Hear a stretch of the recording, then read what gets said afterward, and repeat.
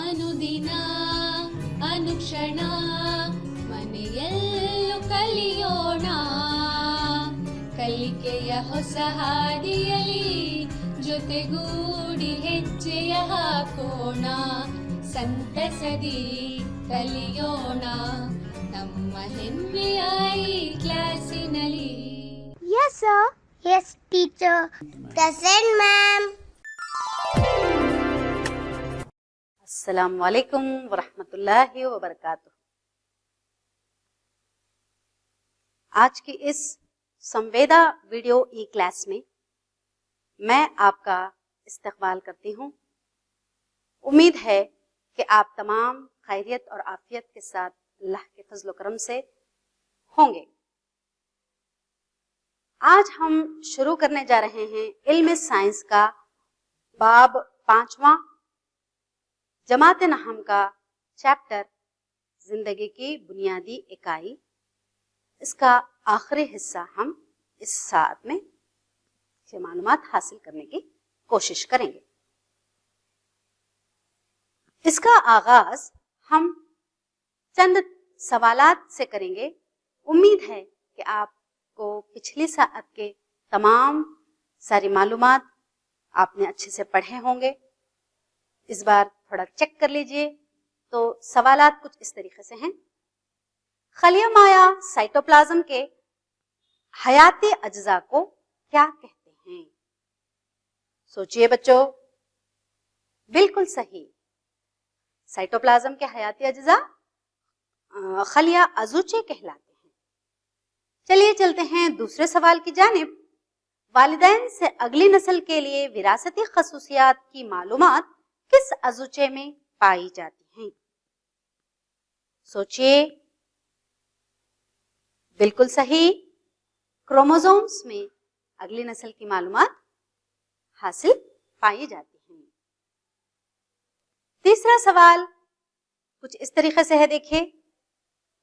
शक्ल में जो हरे रंग के दाने नजर आ रहे हैं, इनका नाम बताइए। पिछले साथ में हम ये पढ़े थे, याद करो बच्चों। सही जवाब क्लोरोप्लास्ट। चौथा सवाल है, प्लाज्मा झिल्ली इन नामियाती सालिमात से मिलकर बनी है। याद है? हाँ, बिल्कुल सही, लिपिड्स और प्रोटीन से मिलकर प्लाज्मा झिल्ली बनी हुई होती है। पिछली साथ में हमने पौधे का खलिया और जानवर के खलिए के शक्लें और उनके हिस्सों की निशानदेही की थी। देखिए, इसके ऊपर, इसके बेस पर आपको सवाल पूछा गया है, लाल रंग से निशानदाह हैवानी खलिए की साख्तों के नाम बताइए। आपको सिर्फ हैवानी खलिए के 4 नाम बताने हैं। तीसरा, चौथा, 5वां और 12वां, इनके नाम बताइए। बिल्कुल सही बच्चों। तो तीसरा है साइटोप्लाज्म। वहां पर तीसरे को साइटोप्लाज्म की तरफ पॉइंट किया गया है, इसलिए तीसरा साइटोप्लाज्म है। चौथे का नाम है मरकजीचा। 5वां है, देखिए, मरकजा। 6वां नहीं, 12वां राइबोसोम। तो इस तरीके से हमें शक्लें बनानी हैं, उनके नाम याद रखने हैं और उनकी इमला भी याद रखनी है बच्चों। तो चलिए अगले सवाल की जानिब चलते हैं। यहाँ पर पौधे का खलिया बताया गया है। ये देखिए, मंदरजा झैल नबाताती खलिए की साख्त के आगे नंबरात दिए गए हैं, इनके नाम बताइए। पहला, दूसरा, तीसरा, चौथा और 5 नंबर तक आपको नाम बताने हैं। उसको पॉइंट किया गया है यहाँ पर, आप उनके नाम बताएंगे। बिल्कुल सही बच्चों। देखिए, पहला खलिया दीवार।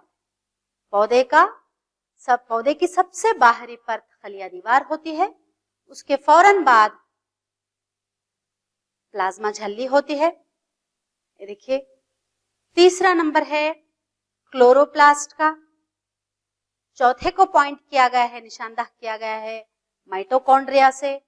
और पांचवा देखिए, ये वैक्यूल या खालिया है। तो ये था पिछली सआत के बारे में। इस सआत में हम मंदरजा झैल तमाम पॉइंट्स के बारे में मालूमात हासिल करेंगे। ये देखिए, खलिया ज़ुचे, इसमें endoplasmic reticulum, Golgi apparatus, lysosome, mitochondria, plastid और वैक्यूल के बारे में हम मालूमात हासिल करेंगे। तो चलिए शुरू करते हैं।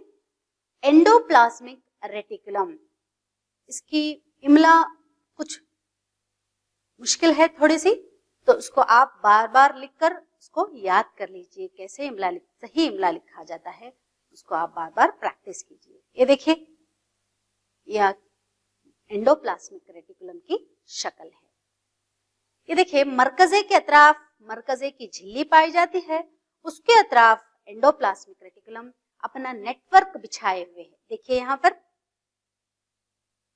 बताया जा रहा है, वहां पर उसमें एंडोप्लाज्मिक रेटिकुलम की दो किस्में हैं। खुरदरा ER, देखिए वहां पर RER बोल के पॉइंट आउट किया गया है। दूसरा, जो डॉट्स व नुमा हिस्से हैं उन्हें राइबोसोम्स, वो हैं राइबोसोम्स। नेक्स्ट, हमवार ER, जिन पर डॉट नुमा या राइबोसोम्स नहीं हैं, उन्हें हमवार ER कहा गया है। एंडोप्लाज्मिक रेटिकुलम झिल्लियों से ढकी हुई ट्यूब और शीट का एक बहुत बड़ा जाल होता है। जैसे मैंने कहा, ये नेटवर्क होता है या जाल होता है, किसका? ट्यूब्स और शीट का। एंडोप्लाज्मिक रेटिकुलम, इन्हें ER कहा जाता है। E से एंडोप्लाज्मिक, R से रेटिकुलम। ये लंबी ट्यूब जैसे गोल या बेजवी वेसिकल की तरह नजर आते हैं। एंडोप्लाज्मिक रेटिकुलम झिल्ली अपनी बनावट में प्लाज्मा झिल्ली की तरह ही होती है। एंडोप्लाज्मिक रेटिकुलम दो तरह के होते हैं, खुरदरा एंडोप्लाज्मिक रेटिकुलम, रफ ER, हमवार एंडोप्लाज्मिक रेटिकुलम या SER। RER को हम रफ एंडोप्लाज्मिक रेटिकुलम कहते हैं, SER को हम स्मूथ एंडोप्लाज्मिक रेटिकुलम कहते हैं। खुरदरा एंडोप्लाज्मिक रेटिकुलम या RER, खुर्दबीन से मुशाहिदा करने पर RER खुरदरा नजर आता है, क्योंकि इसकी सतह पर राइबोसोम नामी जर्रात जुड़े हुए होते हैं। राइबोसोम्स में प्रोटीन्स तैयार होते हैं। राइबोसोम्स में प्रोटीन्स तैयार होते हैं। तैयार शुदा प्रोटीन जरूरत के मुताबिक खलिए के दूसरे हिस्सों में ER के जरिए भेजे जाते हैं। ये प्रोटीन जो यहाँ पर तैयार होते हैं, जिस अज़ू के पास इसकी जरूरत है प्रोटीन्स की, वहां पर ये भेजते हैं। हमवार एंडोप्लाज्मिक रेटिकुलम या SER चिकनाई के सालिमात या लिपिड्स बनाने में मददगार होते हैं। इस अमल को झिल्ली हयातियत, मेम्ब्रेन बायोजेनेसिस कहते हैं। झिल्ली हयातियत उर्दू में और मेम्ब्रेन बायोजेनेसिस इंग्लिश में कहा जाता है, क्योंकि ये चिकनाई के सालिमात बनाने में मददगार होते हैं। इसके चंद लिपिड्स और प्रोटीन्स एंजाइम और हार्मोन का काम भी अंजाम देते हैं। एंजाइम्स और हार्मोन्स मुख्तलिफ किस्म के अंदरूनी अफ़ाल में, तिब्बी और कीमियाई जिस्म के तिब्बी और कीमियाई अफ़ाल में ये एंजाइम्स और हार्मोन्स जरूरी होते हैं, इनमें ये पहुंचाने का काम करते हैं, या एंजाइम्स और हार्मोन्स का भी काम ये हमवार एंडोप्लाज्मिक रेटिकुलम करते हैं। ER शक्ल के एतबार से मुख्तलिफ खलियों में बहुत मुख्तलिफ होता है। शक्ल के एतबार से ER मुख्तलिफ खलियों में मुख्तलिफ किस्म के पाए जाते हैं। ये नेटवर्क निज़ाम भी कायम रखते हैं, यानी कि ये अपना खुद का जाल बनाते हैं। ER साइटोप्लाज्म के मुख्तलिफ हिस्सों और मरकज़े के दरमियान मुख्तलिफ अशिया या प्रोटीन पहुंचाने का रास्ता मुहैया करते हैं। ईआर चंद सरगर्मियों के लिए सतह फ्राहम करने के लिए साइटोप्लाज्मिक फ्रेमवर्क के तौर पर भी काम करते हैं, यानी कि मुख्तलिफ किस्म के आमाल यानी कि अफ़ाल अंजाम देने के लिए ये स्टेज मुहैया करते हैं। एसईआर वर्टिब्रेट्स या रीढ़ की हड्डी वाले जानदारों के जिगर के खलियों में बहुत से जहरीली दवाओं को गैर जहरीला बनाने का अहम काम अंजाम देते हैं। रीढ़ की हड्डी वाले जानदारों से आप क्या समझे बच्चों? ऐसे जानदार जिनकी रीढ़ की हड्डी होती है, जैसे हमारे बैक में, हमारे यानी कि हमारी पीठ में, पुश्त में एक रीढ़ की हड्डी पाई जाती है। तो ऐसे जानदार जिनकी रीढ़ की हड्डी होती है उन्हें रीढ़ की हड्डी वाले जानदार या वर्टिब्रेट्स कहते हैं।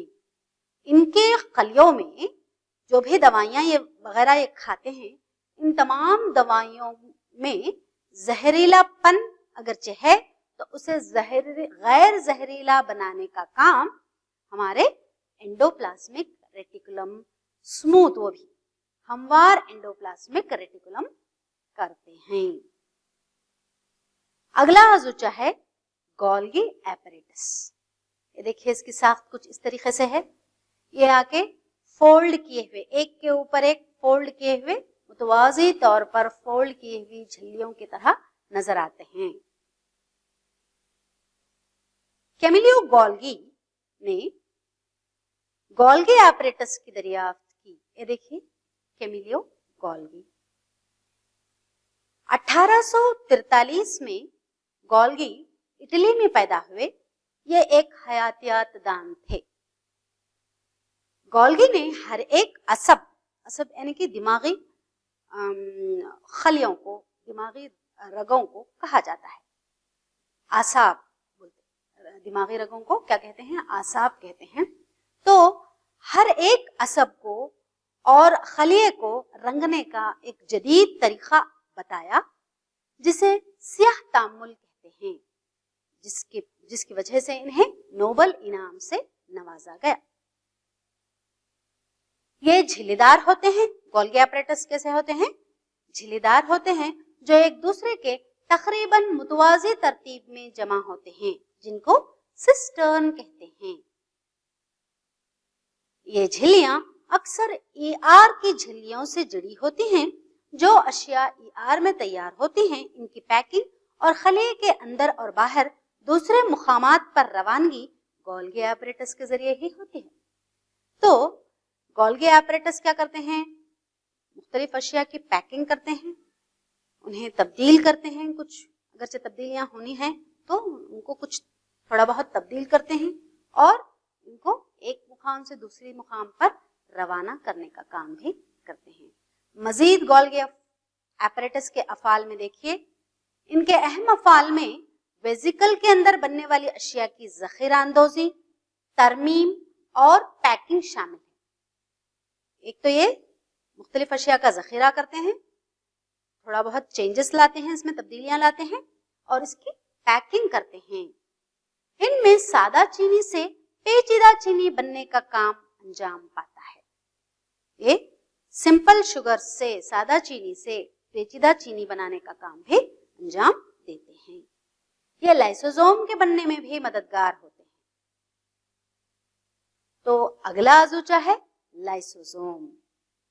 ये देखिए लाइसोसोम को बताया गया है यहाँ पर खलिए के अंदर कुर्रवी नुमा शक्ल के जो साख्तें होते हैं उन्हें लाइसोसोम्स कहा जाता है।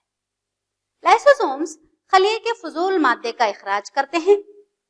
ये टूटे फूटे खलिए, अजुचे और खारिजी मादे को हजम करके खलिए को पाक व साफ रखने का काम करते हैं। खलिए में दाखिल होने वाले खारिजी मादे जैसे बैक्टीरिया, पुराने अजुचे लाइसोसोम्स में जाकर फना या खत्म हो जाते हैं। इनमें खवी हाजिमे के एंजाइम्स पाए जाते हैं जो नामियाती मादों को तोड़ने की सलाहियत रखते हैं। यानी लाइसोसोम्स का काम क्या है? बैक्टीरिया जो हम पर हमला किए हुए हमारे जिस्म पर जिस्म के अंदर दाखिल होते हैं, वैसे बैक्टीरिया को फना करना और साथ ही साथ पुराने जो अज़ुचे बाकी हैं जिनका काम अब खत्म हो चुका है, जो आगे अब काम नहीं कर सकते, वैसे अज़ुचे जिनकी मुद्दत हयात खत्म हो चुकी है, वैसे अज़ुचों को ये फना करते हैं। ये क़वी हाज़िमे के एंजाइम्स भी इनमें पाए जाते हैं। लाइसोसोम्स में स्ट्रॉन्ग एंजाइम्स पाए जाते हैं जो नामियाती मादों को तोड़कर सादा मादों में तब्दील करते हैं। मिसाल के तौर पर जब खलिया तबाह हो जाता है तो लाइसोसोम्स फट जाते हैं और इसमें पाए जाने वाले एंजाइम अपने ही खलिए को हजम कर लेते हैं। लिहाजा लाइसोसोम को खलिए की खुदकश थैले कहा जाता है। हमें जब भी भूख लगती है तो लाइसोसोम्स अपने आप को फना कर देते हैं और पूरी अपनी तवानाई खलिए में फैला देते हैं, जिससे हमें थोड़ी देर तक भूख से निजात मिल सकती है। बनावट के एतबार से लाइसोसोम हाजिम एंजाइम से भरे हुए झिल्लीदार थैले होते हैं। ये थैलों की शक्ल में नजर आते हैं। ये एंजाइम RER बनाते हैं, यानी कि रफ एंडोप्लाज्मिक बनाते हैं। नेक्स्ट अज़ुचा है माइटोकॉन्ड्रिया। ये देखिए माइटोकॉन्ड्रिया की साख्त। माइटोकॉन्ड्रिया में दोहरी झिल्ली होती है, ऊपरी झिल्ली मसामदार और अंदरूनी झिल्ली में मुख्तलिफ किस्म के ये तमाम साख्तें पाई जाती हैं। हम देखिए अंदरूनी झिल्ली में राइबोसोम है, DNA पाया जाता है, ATPs बनते हैं। यहाँ पर ATPs क्या हैं आगे आपको मालूम होगा। नेक्स्ट क्रिस्टे, यानी कि ये फोल्ड्स होते हैं, एक अलग तरीके से उम्दा तरीके से इसकी फोल्ड्स बनती है जिसे हम क्रिस्टे कहते हैं। माइटोकॉन्ड्रिया खलिए के पावर हाउस कहलाते हैं। जिंदगी की जरूरी कीमियाई सरगर्मियों के लिए दस्तयाब तवानाई माइटोकॉन्ड्रिया के जरिए ATP यानी एडिनोसिन ट्राइफॉस्फेट सालिमों की शक्ल में फराहम होती है। ATP को खलिए की तवानाई का सिक्का भी कहा जाता है। माइटोकॉन्ड्रिया में ATP बनते हैं और जहां भी तवानाई की जरूरत होती है वहां पर ATP को पहुंचाया जाता है। ATP में जखीरा की गई तवानाई का इस्तेमाल जिस्म नए कीमियाई मुरक्कबात बनाने और मैकेनिकी कामों के लिए इस्तेमाल करता है। ATP का इस्तेमाल मुख्तलिफ कामों के लिए, अफ़ाल के लिए होता है। मिसाल के तौर पर कीमियाई मुरक्कबात बनाने और मैकेनिकी कामों के लिए इसका इस्तेमाल किया जाता है। माइटोकॉन्ड्रिया में 2 झिल्लियां होती हैं। बाहरी झिल्ली बहुत मसामदार यानी कि सुराखदार होती है, जबकि अंदरूनी झिल्ली में गहरी तहें पाई जाती हैं। गहरी तहें, ऊपर डीप तह क्या होती है, गहरी होती जाती है, फिर ऊपर आती है, फिर गहराई में जाती है। तो झिल्ली क्या है, अंदरूनी झिल्ली क्रस्ट और ट्रफ यानी कि ऊपर और नीचे, ऊपर और नीचे, इस तरीके से क्या है वो बनी हुई होती है। ये तहें ATP बनाने वाले कीमियाई तामुलात के लिए बड़ी सतह मुहैया करते हैं। तो ये जो तहें होती हैं अंदर क्रिस्टे, ये क्रिस्टे क्या करते हैं, ATP मुख्तलिफ किस्म के कीमियाई तामुलात के लिए ये सतह फराहम करते हैं। माइटोकॉन्ड्रिया की एक खास बात यह है कि इनके खुद अपने DNA और राइबोसोम्स होते हैं, लिहाजा ये कुछ प्रोटीन अपने लिए खुद बनाने की सलाहियत रखते हैं। DNA और राइबोसोम्स माइटोकॉन्ड्रिया अपने खुद के तैयार कर लेता है, ये इसकी खास बात है। माइटोकॉन्ड्रिया खलिए में अज़ुचे की शक्ल में मुस्तकिल रहते हैं। परमानेंट तौर पर ये खलिए के अज़ुचों का एक परमानेंट अज़ुचे के तौर पर रहते हैं। अगला अज़ुचा है प्लास्टिड। ये देखिए प्लास्टिड की शक्ल को बताया गया है। बैरोनी झिल्ली, ग्राना, स्ट्रोमा, अंदरूनी झिल्ली, तमाम इसकी निशानदेही की गई है। आपको भी इसकी शक्लें बनाकर इसकी निशानदेही करनी है आपको भी। और क्लोरोप्लास्ट, प्लास्टिड की एक किस्म क्लोरोप्लास्ट है, वो क्लोरोप्लास्ट को यहाँ पर दिखाया गया है। प्लास्टिड सिर्फ पौधों के खलियों में होते हैं। प्लास्टिड दो तरह के होते हैं, रंगीन या क्रोमोप्लास्ट, दूसरा सफेद या ल्यूकोप्लास्ट। वो प्लास्टिड जिनमें क्लोरोफिल नामी सब्ज रंग का मादा होता है क्लोरोप्लास्ट कहलाते हैं। हमारे आसपास जितने भी पेड़ पौधे हमें नजर आते हैं वो उन तमाम में क्लोरोप्लास्ट पाया जाता है। क्लोरोप्लास्ट का मतलब उसके अंदर क्लोरोफिल नामी सब्ज रंग का मादा है, जिसकी वजह से हमें तमाम नबातात सब्ज रंग के नजर आते हैं। क्लोरोप्लास्ट पौधों में ज़ियाई तरकीब का अमल अंजाम देते हैं। तो ज़ियाई तरकीब के लिए क्लोरोफिल बेहद जरूरी है तलबा, इस वजह से यहाँ ये ज़ियाई तरकीब का अमल अंजाम देते हैं। ल्यूकोप्लास्ट जो सफेद रंग के होते हैं, बुनियादी तौर पर वो अज़ूचे होते हैं जिनमें स्टार्च, तेल और प्रोटीन जैसे मादे स्टोर होते हैं या जखीरा होते हैं। ल्यूकोप्लास्ट स्टार्च, तेल और प्रोटीन को जखीरा करता है। प्लास्टिड के अंदरूनी तंजीम में मुत्तदिद झिल्ली की तहें स्ट्रोमा नाम के मादे में पैवस्त होती है।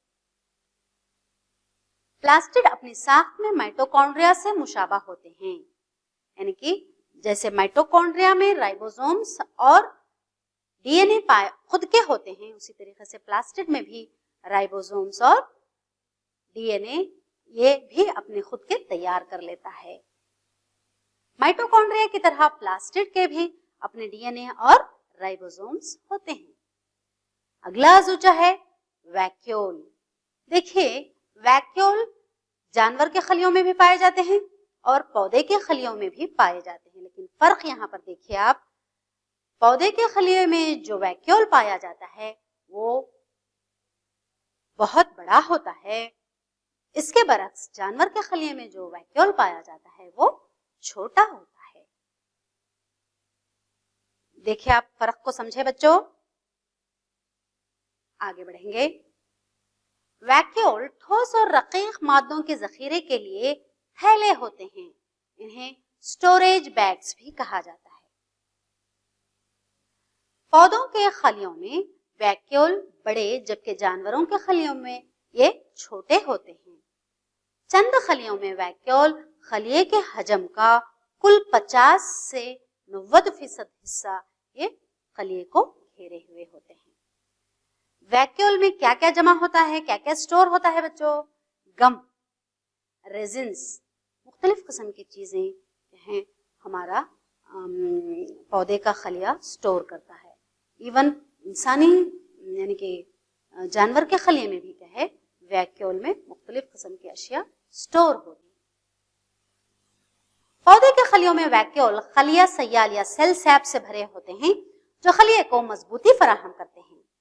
पौधों के खलिये की बहुत सारी अहम अशिया इन वैक्यूल में जखीरा होते हैं। इनमें अमीनो एसिड, शक्कर, मुख्तलिफ नामियाती एसिड और कुछ प्रोटीन शामिल होते हैं।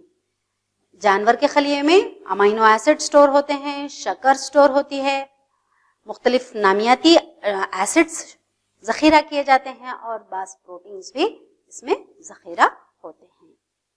एक खलिया अजसाम जैसे अमीबा में ग़िज़ाई वैक्यूल में खाने की वो अशिया होती हैं जो अमीबा ने खाई हैं। तो अमीबा के लिए ये स्टोरेज ऑफ फूड है, फूड वैक्यूल है, समझ में रहा। तो खलिया अजसाम में अमीबा ग़िज़ाई वैक्यूल में वो चीजें होती हैं इसके ग़िज़ाई वैक्यूल में जो इसने खाई हुई होंगी। बाज एक खलिया अजसाम में मखसूस वैक्यूल खलिये से जायद पानी और कुछ फुजला बाहर निकालने का काम अंजाम देता है। बाज एक वाहिद खलिया जानदारों में एक्स्ट्रा पानी और एक्स्ट्रा जो भी वेस्ट चीजें हैं, फजूल अशिया हैं, उसको बाहर निकालने का काम भी ये वैक्यूल करता है। इतनी तमाम जानकारी हासिल करने के बाद चलिए बच्चों, हमने जो भी आप तक पढ़ा है उसको थोड़ा सा टेस्ट कर लें। मालूम है हमने जितना सीखा है उसके बारे में चंद सवालात दिए गए हैं आपको, तो इन सवालात का जवाब देने की कोशिश करें। मंदरजा ज़ैल सवालात के 4 मुतबादिल जवाबात दिए गए हैं, इनमें से सही जवाब बताएं। पहला, खलिए का नेटवर्क निजाम कायम करने वाला अज़ुजा इनमें से कौन सा है? Golgi apparatus, ribosome, endoplasmic reticulum या जीन्स? सोचिए बच्चों। हाँ, सही जवाब है एंडोप्लाज्मिक रेटिकुलम। चलिए चलते हैं दूसरे सवाल की जानिब। खलिए के खुदकश थैले किस अज़ुचे को कहते हैं? राइबोसोम, लाइसोसोम, जीन्स या ईआर? सोचिए बच्चों। हाँ, सही जवाब है लाइसोसोम्स। चलिए आगे बढ़ते हैं अगले सवाल की जानिब। कौन सा अज़ुचा खलिए का पावर हाउस कहलाता है? यहां पर भी आपको 4 ऑप्शंस दिए गए हैं, माइटोकॉन्ड्रिया, ईआर, राइबोसोम और जीन्स। सोचिए बच्चों। हाँ, सही जवाब है माइटोकॉन्ड्रिया। ये खलिए का पावर हाउस कहलाता है।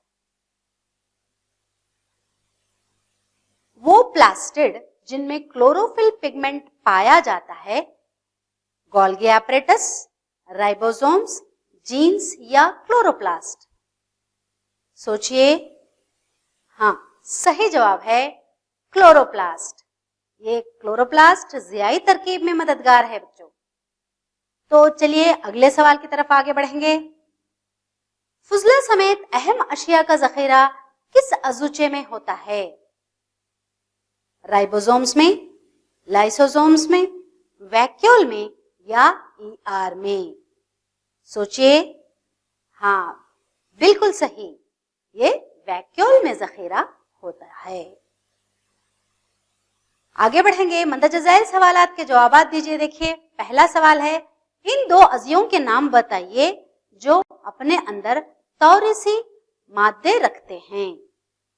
माइटोकॉन्ड्रिया और प्लास्टिड 2 ऐसे अज़ुचे हैं जो अपने खुद के डीएनए और राइबोसोम रखते हैं। दूसरा सवाल, प्रोटीन्स कहां बनते हैं? बिल्कुल सही, प्रोटीन्स राइबोसोम्स में बनते हैं। खलवी झिल्ली की तश्कील करने वाले प्लास्टिड और प्रोटीन की तालीफ कहां होती है? सोचिए बच्चों। लिपिड्स की तालीफ हमवार एंडोप्लाज्मिक रेटिकुलम में होती है और प्रोटीन की तालीफ खुरदरे एंडोप्लाज्मिक रेटिकुलम में होती है।